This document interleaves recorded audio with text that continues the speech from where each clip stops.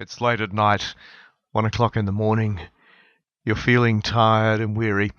And you're coming across one of those movies or TV series where, the tension's building, the heroes found the bomb, the countdown is happening, the timer is 60 seconds to go, and they've got to choose which wire to cut. Will they make it in time? And, of course, they do it with, 2 seconds remaining. Does that ever happen in real life? Or even in World of Tanks?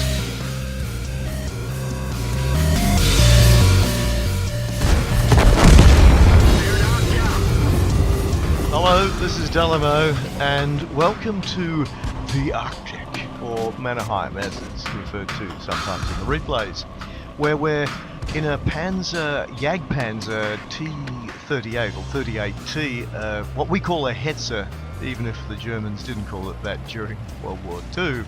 And of course there's already been people shooting as they rush off to get positions.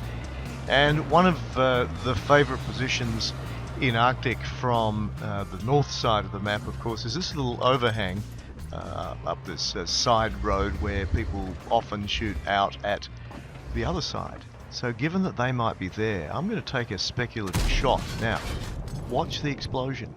The shell disappears.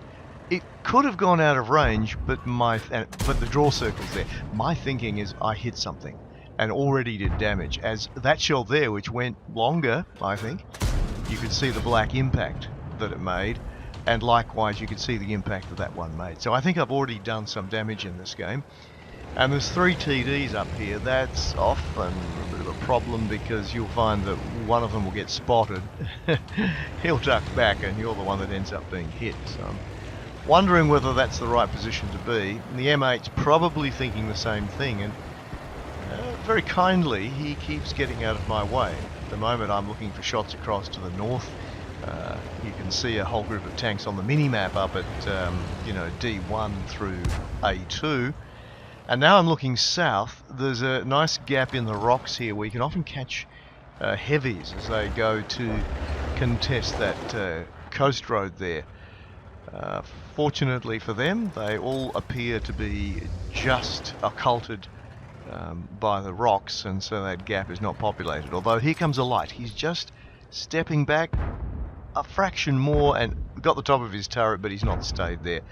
And my shell would have taken way too long to get there. So what other opportunities are there? This UE-57 firing away. He ends up actually having quite a good game. I'm afraid, much to my embarrassment, I think I don't help him near the very end, but we'll come back to that later on.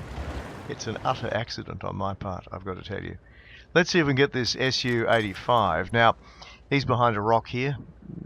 PZ-1C's firing at him. Will he come out? Yes, he's come out to have a shot.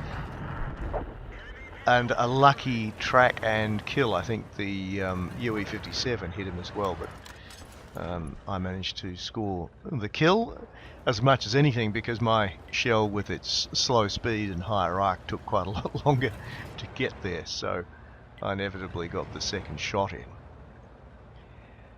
Well, we're keeping our eye open across this gap. It doesn't look like a lot's happened here. Oh, here comes something. Yeah. Oh, and as I was about to pull the trigger, he died. Now, T-40 has come up that ice road on the south, and the U-57's going to try and have a shot. I'm going to get there, aim up, let's have a look, and fire. But as I fire, he explodes and he's taken out by someone else. But look at the team scores. As we climb back up the hill, it's 4-9. They are rather literally killing us. Let's see if I can even those odds up.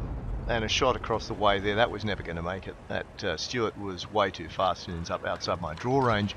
And the shell goes, well, who knows where that went.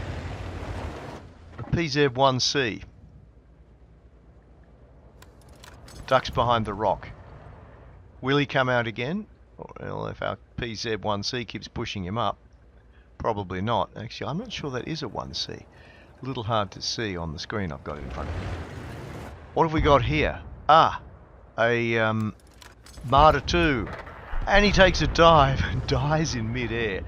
Never an option for me to get a shot on. Let's see if I can take this guy down. Aim ahead of his tank and fire. And it looks like, yes, the U-57 next to me managed to get the shot off. Well, good on him. My game's not looking special. I'll fire at this cruiser, and as I fire, he moves out of the way, and I may just have splashed him for some track damage. And he's dead. Let's see if I've got better luck with this next one. And indeed, I don't. The UE-57 next to me, now on 4 kills. So he's having a pretty handy little game. And I'm wondering why my tank seems a bit sluggish. Have a look at my ping. It's the best I've ever experienced. Down to 205 milliseconds. Currently around, what, 210, ranging up to 225. That's brilliant. But notice the red dot. Yeah, I am losing a lot of packets here. So, I mean, I don't know whether it's my shots missing, whether I'm not counted as splash damage, or what's happening exactly here. But my tank is underperforming for what I'd expect. It's back to even a little bit. The red team seem to have lost. It's now 8-10, so we've got a chance here. I'll slide out, see if I can get a shot here. It's a bit of a risk. Aim up on that M2, and unfortunately he disappears. The M8A1 has gone off to try and spot. Let's see if I can get some more shots around the edge so I balance out. Now, I'm actually focused up, but look what's happened to that U-57. He's come next to me. I go, oh, no chance of going there, and I wander off. I clip the back of his tank with my tank as I turn. I had absolutely no idea during the game I'd done that. And he just slid down the hill. And of course, yeah, he's now in a bit of trouble there. The looks and everyone else has spotted him. So, apologies to that player who I think goes by the name of Takachi or something very similar. Sounds like a machine gun going off, so perhaps that's what he's trying to do there. And unfortunately, he's down. It's only a Panzer III, I think, sitting behind me, who's still alive. There's a very low health Stuart, so he should be easy. I just land a shell near him, right? Okay, let's aim. Oh, no, he's moved. He keeps moving, and it's very hard to get a shot in. Oh, but there's a Lux. He's popped out in front. We'll bang one off and nail him. Yay me, 2 kills. How on earth is this game going to work out? Yeah, it's looking pretty dire right now. It's 9 versus 12. See if I can land one in front of that Stuart. Way too late, and he takes down the Panzer III. So, an 8 hit point Stuart against me, you'd think it'd be easy, but, well, until he stopped, I almost had no chance there. And here's another low health one as he backs off. It was 5 against 3 very briefly there, so, well, if I was able to survive this, it'd be a Kolobanov's medal, which is exciting. That's epic. Surviving this now with my ping rate, look, perpetually red here, so God knows what's going to happen when I fire. It would be a minor miracle, wouldn't it? But I'd be pretty damn chuffed.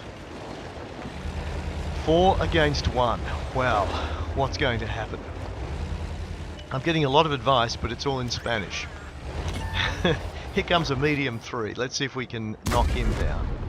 Yes, well that shot went in, that's good. He was on low health, so the HE dispatched him quite comfortably. Alright. 3 more. Let's see if we can get this guy. He's come way too close. Oh, turned around and he stopped. Silly move. If he kept going, I would have really struggled. And here's the Marder 2. I'm going to take my time. Aim up. He backs off, misses a shot, and I managed to nail him for his full health. Well, 6 kills. That's sort of evened the odds up, hasn't it? All that remains is an AMX 38. Yeah, where was he last seen? Well, over by these rocks. So, yeah, I'm thinking, well, I guess he could be crawling around the other side, but I better go and check this position out. Perhaps he's become AFK, perhaps he's gone back to the cap to defend. And look, my thinking wasn't too solid here. what I'm thinking is, well, you know, what I should have been thinking is you've got at 1.5 tanks against one enemy who's, you know, obviously struggling to hit anything. We'll all rush in and kill him. So you'd expect all of them to be coming at me, and hopefully from different angles. As usual at this sort of tier, they don't quite coordinate very well, or if at all, and you end up having to come at you one at a time. I'm sure that's why there are a surprising number of Kolobanov's medals going around these days. Anyway, I've gone back to that position where I thought I saw him, and he's not there. Now, I should have realised he'd be climbing back up to the cap, but I'm thinking, okay, it's 5 minutes to go. It's going to take me a good while to get to their cap. Best thing I can do is get on his cap, sit and wait for them to approach. That way I'll be able to have my camo up, I'll have the chance of the first shot, it'll be to my advantage.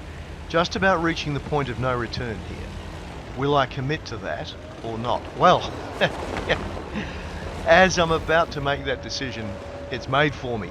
He's capping out. Clearly he's gone around the other side of the mountain, along the D line, and I don't know what I was thinking. I really should have been there. So what can I do now? The only thing is to try and get back to the cap absolutely as fast as I can for a reset. Now, if this is a loss now, it's totally my fault.